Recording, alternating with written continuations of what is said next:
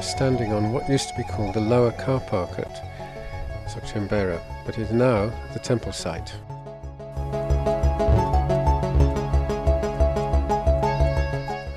And the temple site really, in a sense, really began today because Orgyen Tobgyal came, and you will have seen the marvellous blessing he gave and the guidance he gave.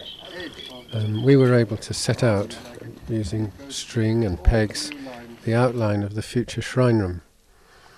And this is the position that he identified on Monday, and today's Wednesday. So we've been working for a couple of days to represent back to him what he was giving guidance on Monday.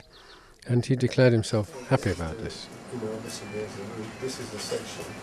So, those depths are quite realistic. So in a way, the temple has finally started to land, or we've begun the outline of the temple on the ground. How many feet in front? We can do 30.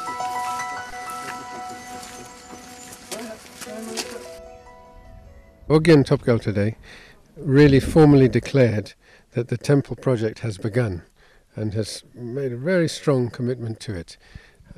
Peter, you must be pleased to hear this. Yeah, it's really wonderful. It's the culmination of about 25 years of dreaming.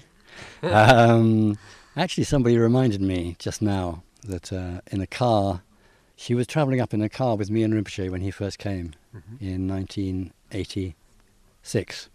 And I asked him then, I said to him then we really wanted to build a temple here. Right. And she reminded me that he said, okay, when you build a temple here, I'll bring the Dalai Lama, he said. Marvellous.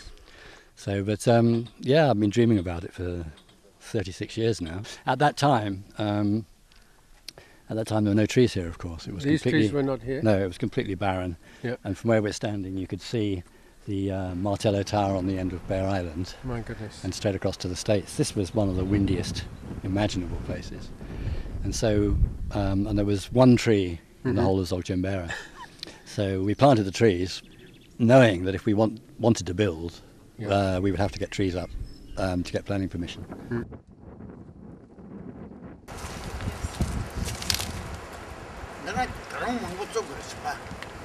Here are more trees.